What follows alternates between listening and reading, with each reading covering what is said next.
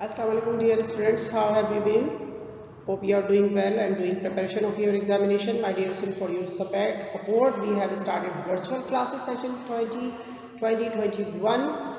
SST is doing much effort for you to support for your examination. Hope inshallah classes will be on and then we will be connecting properly like physically.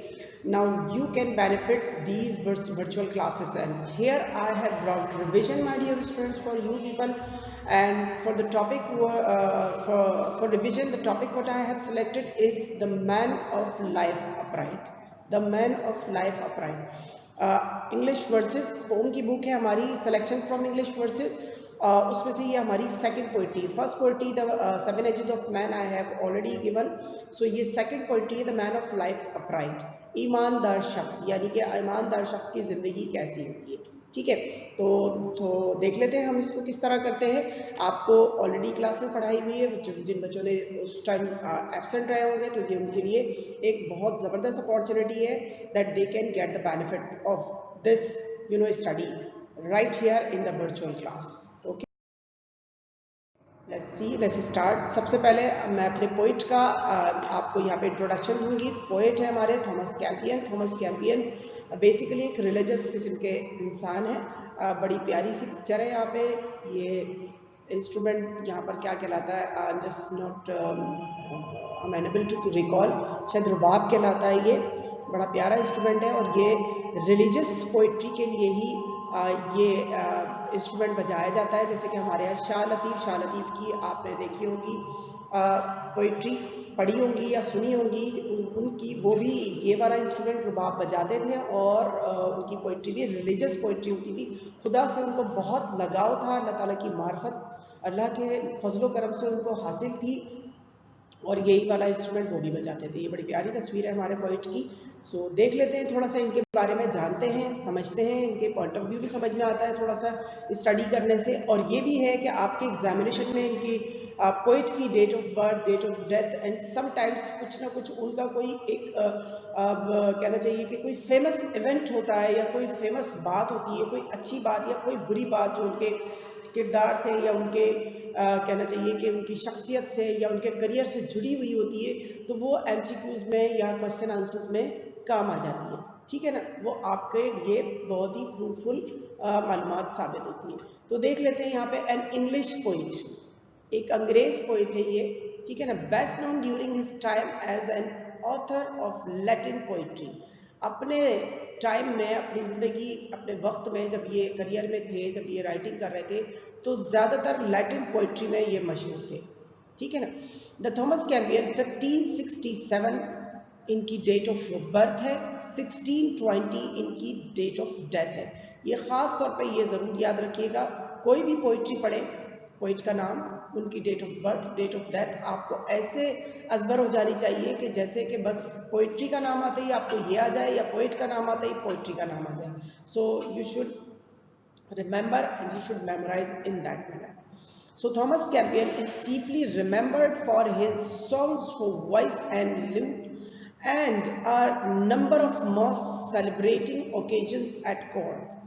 Court में उनकी poetry बहुत ज़्यादा पढ़ी जाती थी और वहीं वो बहुत ज़्यादा मकबूल थे। He produced theoretical writings on music composition and in observation in the art of English poesy. अब ये देखिए 1602 की वो बात है, called for the use of classical metre in English poetry. English poetry में उनकी जो पोइट्री है वो क्लासिकल मीटर या क्लासिकल अंडरस्टैंडिंग के हवाले से उनकी जो कंपोजिशन है, म्यूजिकल कंपोजिशन भी उनके सामने आई है। तो ये बहुत ही जिंदा दिल किस्म के पोइट थे, रिलीजियस इनका माइंड था। जैसे हम इनको अगर आप समझ सके शाह अब्दुल लतीफ़ भिटाई के हवाले से, तो बहुत रिजेंबल करती है इनकी पर्सनालिटी उस तरीके से, रिलीजियस पॉइंट ऑफ व्यू से, म्यूज़िक के हवाले से, पोइट्री लिखने के हवाले से।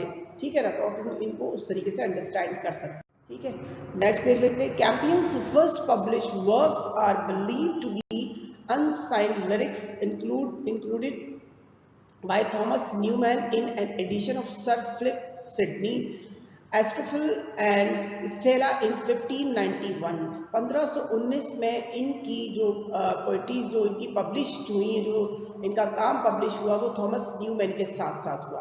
His first attributed work the Latin volume Thomas Campiani poemata, ये लैटिन वर्ड से ही है, ठीक है ना, तो ये मत समझिएगा कि पोएम का वर्ड बिगाड़ दिया पोएमाटा, ये बहरहाल ये लैटिन वर्ड है क्योंकि इनकी पोइट्री लैटिन में बहुत मकबूल थी, ठीक है ना, लैटिन पोइट्री में ये बहुत मकबूल थे। वॉज पब्लिश्ड इन 1595, 1995 में पब्लिश हुए and contain epigrams, elegies and other verse work. इसमें जो है ना ये कुछ अफसुर्दा पोइट्रीज हैं, कुछ इस तरह की पोइट्रीज शामिल है। ये इनकी एक और पिक्चर है, ये भी पिक्चर इनकी रुबाब के साथ है, इसी इंस्ट्रूमेंट म्यूजिकल इंस्ट्रूमेंट के साथ। If I am not mistaken ये रुबाबी कहलाता है, तो ये भी तस्वीर इनके साथ है। तो इनके ज़ौक़ व शौक़ का इजहार है कि ये कितने जिंदा दिल और कितने फितरत कुदरत के करीब रहने वाले इंसान थे।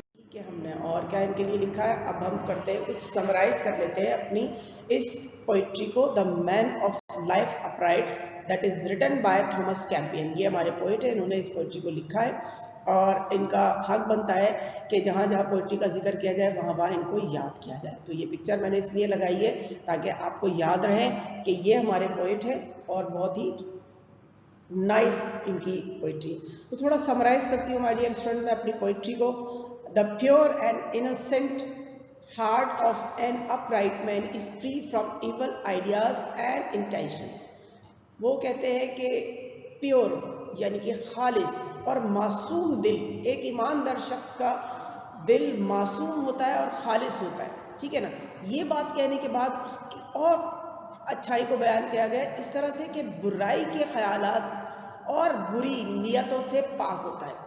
तो कितनी खूबसूरती से, कितनी गहराई से इन्होंने एक ईमानदार शख्स को बताया है कि अगर एक ईमानदार शख्स है वो कभी भी 1% की बेईमानी या बेईमानी का ख्याल उसके दिल में नहीं आएगा। हम भी बड़े ईमानदार हैं और हम भी बड़ी जाफिशानी से मेहनत करते हैं, मगर आम नज़रिया ये है कि कहीं ना कहीं कुछ ना कुछ 19-20 किसी न किसी कहना चाहिए कि रिबेलियस थॉट के तहत हम लोगों के दिलो दिमाग में एक बात यही आई जाती है कि टिट फॉर टैट करो, इसने हमारे साथ ऐसे किया तो इसके साथ ऐसा कर दो।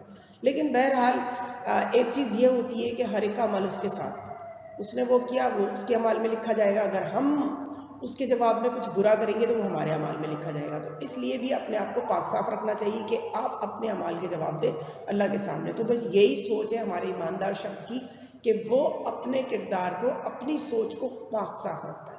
He passed his life in simple happiness, और उसकी ज़िंदगी सादा खुशियों में गुजरती है। वो ऐसा नहीं है कि दूसरों को तकलीफ दे और बड़े बड़े कारनामे करे और फिर इंजॉय करे, सिंपल सी उसकी खुशियाँ होती हैं, ठीक है। He has perfect control over his wishes and emotion। अब देखिए कहते हैं कि परफेक्शन तो किसी चीज़ में नहीं है, लेकिन अगर ईमानदार शख्स है और हुक्म खुदावंदी के मुताबिक ज़िंदगी गुजारता है तो उसका अपनी ख्वाहिशात और अपने जज्बात पे मुकम्मल कंट्रोल होता है। कहीं ना कहीं हम ख्वाहिशात पे कंट्रोल कर लेते हैं तो हमारे जज्बात आउट ऑफ कंट्रोल हो जाते हैं और हम ऐसी बातें कर जाते हैं कि बाद में रिपेंट करते हैं। और कहीं ना कहीं अगर हम अपने इमोशंस को कंट्रोल कर लेते हैं तो हमारी ख्वाहिशें इतनी परवान चढ़ जाती हैं कि हम फिर बाज़ों का लोग सही गलत की तमीज़ से बाहर आ जाते हैं। तो बहरहाल यहाँ पर परफेक्ट बताया, as a result worldly loss and problems fail to disturb. अच्छा, इन सब क्वालिटीज़ का, इन सब कहना चाहिए उसकी खूबियों का नतीजा ये होता है कि उसकी शख्सियत पर या जो दुनियावी नुकसानात या दुनियावी मसाइल होते हैं वो उसे बिल्कुल भी डिस्टर्ब नहीं करते, ठीक है। थोड़ा और उसके बारे में हम जानते हैं। He is confident and brave, वो पुरएतमाद होता है और बहादुर होता है। बहादुर इस सेंस में कि उसे अल्लाह पर भरोसा होता है। जिसको अल्लाह पर भरोसा होता है और 100% भरोसा होता है, माय डियर स्टूडेंट्स, वो कभी नहीं डरता। वो किसी से नहीं डरता, किसी चीज़ से नहीं डरता, किसी शख्स से नहीं डरता, किसी माहौल से नहीं डरता। अगर मैं और आप अपने अंदर if we just fumble out ourselves and we find ourselves afraid of anything, that means we need to have more confidence in our God। हम अल्लाह पर अभी मुकम्मल एतमाद से पीछे और हमें वो मुकम्मल एतमाद हासिल करना होगा। He does not count on power और material resources, और वो कभी भी ताकत और जो कहना चाहिए मटेरियल रिसोर्सेज होते हैं, इन पे बिलीव नहीं करता, इनकी ज़रूरत नहीं होती। In a battle he depends upon God and seeks help from him. और अगर किसी जंगी सूरत हाल आ जाती है तो सिर्फ और सिर्फ खुदा पर इन्हिसार करता है और उसी की मदद तलाश करता है और उसी से दुआ करता है और उसी तरीके से एफर्ट करता है जैसे कि अल्लाह ताला ने बताई है, उसी तरीके से चलता है। He does not have strong force, weapons of war और secret cellars for his safety. अब वो अपनी हिफाजत के लिए ना ही मजबूत किले बनवाता है, ना ही हथियार रखता है और ना ही ऐसे कोई छुपे तहखाने जहाँ पर वो छुपकर अपनी जान बचा सके। वो सिर्फ निडर निगाहों से जो भी मसला या जंग के मैदान जंग में हो या किसी मसले में हो या किसी आसमानी आफत में हो, तो वो निडर निगाहों से उसका सामना करता है और अपने रब की पनाह तलाश करता है और अपने रब की मदद तलाश करता है। This man faces the natural calamities such as stormy winds, heavy rains and tempest calmly and courageously.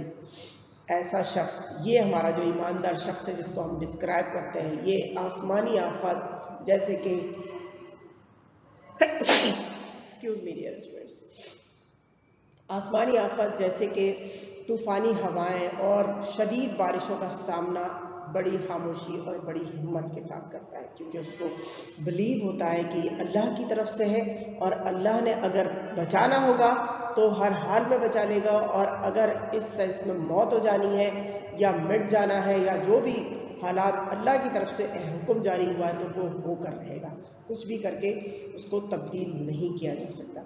His faith in God remains firm and unshaken. जैसे मैंने कहा कि उसका खुदा पर यकीन मजबूत और मजबूत रहता है। अनशेकन मतलब हिला हुआ नहीं होता, बिल्कुल अपनी जगह से नहीं हटता, बिल्कुल नहीं हिलता। ठीक है, अच्छा, faith is force of life. Tolstoy का ये जो है ना कोटेबल कोट है, faith is force of life, यानी अकीदा ही जिंदगी की पावर है, ताकत है। The poet says that this main shows complete indifference to the happy and unhappy events of life. खुशगवार और नाखुशगवार, यानी कि खुशी से भरपूर और खुशियों जिनमें खुशियां ना हो, उदासी वाले जज्बात में काफ़ी मुकम्मल फ़र्क होता है। He is aware of that all worldly things and events are temporary and worthless. और वो इस बात को जानता है, इस बात से पूरी तरह बाखबर है कि जो दुनियावी चीज़ें, दुनियावी वाक़यात हैं, वो सिर्फ वक्ती हैं और बेकीमत है, इनकी कोई कीमत नहीं है। असल कीमत आखिरत की ज़िंदगी, आमाल की, अपने परवरदिगार के पास पहुँचने की, इन चीज़ों की, इन चीज़ों की जो दुनियावी हम चीज़ें जमा करते हैं, इनकी कोई हैसियत नहीं, कोई कदर नहीं।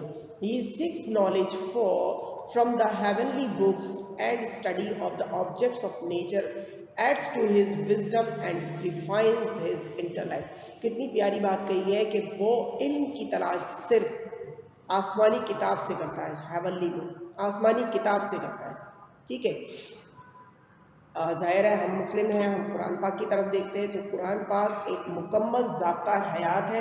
ठीक है, उसको पढ़ें, हर किस्म के मसले का हल मिलेगा और ज़िंदगी गुजारने का हर तरीका आपको मिलेगा। And study of the objects of nature aids to his wisdom, और कुदरत के नज़ारों से और कुदरत ने जो दुनिया बनाई है उसमें कुदरती चीज़ों की स्टडी करता है, नेचर को स्टडी करता है, जिससे उसकी अक्ल में इजाफा होता है और उसकी जहानत को रिफाइन कर दिया जाता है। ठीक है, let's carry on dear students. हाँ, कुछ हम क्वेश्चन आंसर्स ले लेते हैं। क्वेश्चन आंसर पे डियर स्टूडेंट खासा गौर कीजिएगा, because these question answers are quite important for your examination. और किस तरह से सवाल किए जाते हैं एग्जामिनेशन में, ये हमारा सेक्शन बी है। सेक्शन ए में हम एमसीक्यूज कर रहे होते हैं, 20 एमसीक्यूज होते हैं जिनके 20 मार्क्स होते हैं। ठीक है, अगर आपने 20 के 20 ठीक किए तो आपके पूरे नंबर मिल जाएंगे, और एल्स आपने जितनी मिस्टेक की है रिड्यूस होकर वो आपको नंबर मिल जाएंगे। लेकिन ये सेक्शन बी है। सेक्शन बी के भी हमने 4 पार्ट किए। फर्स्ट पार्ट टेक्स्ट का होता है, टेक्स्ट बुक से 4 क्वेश्चन दिए जाते हैं जिसमें से आपको 2 या 3 करने होते हैं। दूसरा हमारा पार्ट होता है सेक्शन बी का पार्ट 2, वो हमारा ये पोइट्री से होता है। ठीक है ना, तो इसमें देख लें, आपको कुछ क्वेश्चन होते हैं जो पोइट्री से रेलिवेंट होते हैं, वो किस तरह करना है। ठीक है, जैसे कि अब अगर ये सवाल है हमारा, explain briefly the main features of the poem, तो पोम के जो मेन फीचर्स हैं वो बयान करें। तो the main features of an upright man are that he is an honourable man. तो मेन फीचर में सबसे पहली बात ये कि वो एक मोअज़्ज़ज़ शख्स होता है। His heart is free from all kinds of guilt. उसका दिल तमाम गुनाहों से पाक होता है, यानी कि मासूम होता है। अगर इनोसेंट कहते हैं तो भी बात हो जाती है। He is not vain or proud, और उसे किसी बात का फख्र नहीं होता, कोई बुराई उसके दिल में नहीं होती। He is honest and lives a simple life.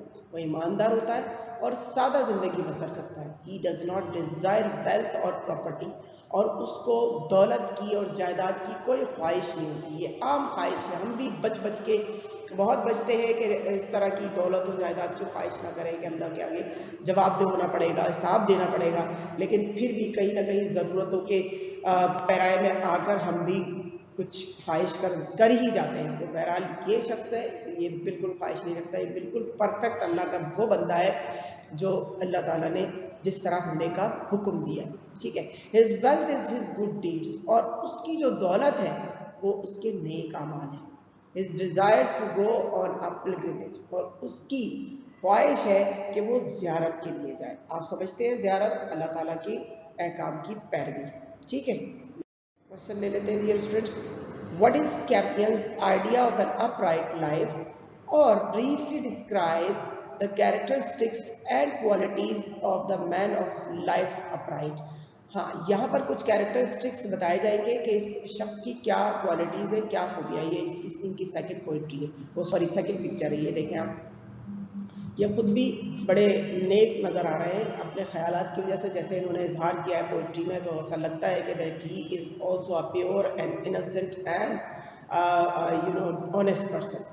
The qualities of a man of life upright are given below. ये नीचे दी गई है क्वालिटीज़, मैं आपको एक एक पढ़कर सुनाती हूँ ताकि आप इनको समझ सकें। ही always keeps his heart pure, clean and remain away from all dishonest deeds. वो हमेशा अपने दिल को खालिस रखता है, साफ रखता है और बेईमानी के कामों से दूर रहता है। He passes his life quietly in joys which can never harm him, और वो अपनी ज़िंदगी खामोशी से उन खुशियों में गुजारता है जो कभी ना उसको तकलीफ़ देती हैं ना किसी और को तकलीफ़ देती हैं, यानी कि उसकी खुशियाँ किसी को तकलीफ़ दे के हासिल नहीं होती। ठीक है, हमेशा सादा ज़िंदगी, सादा सी खुशियाँ होती हैं। He always achieves his simple wishes and they cannot prove untrue, nor is he unhappy if any hard time hits him. वो हमेशा ही सादा सी उसकी ख्वाहिशें होती हैं और वो कभी भी उसकी ख्वाहिशात अनट्रू यानी कि झूठी साबित नहीं होती हैं, कोई ऐसी झूठ पर, कोई गलत पर मबनी नहीं होती हैं।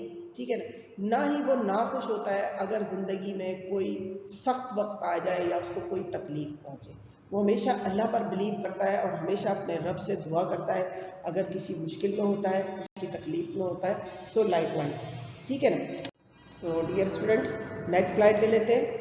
He has no huge bungalow और बिल्डिंग्स, ना ही उसका कोई बड़ा सा बंगला होता है ना ही कोई बड़ी इमारत होती है, यानी कि सादा सी लिविंग होती है, कहीं भी रह लेता है, छोटे से घर में रह लेता है, थोड़ी सी जगह में रह लेता है। He faces all the challenges up and down in the life very boldly, और वो ज़िंदगी में आने वाले तमाम चैलेंजेस, उरूज और ज़वाल को बहुत ही बहादुरी से उसका सामना करता है।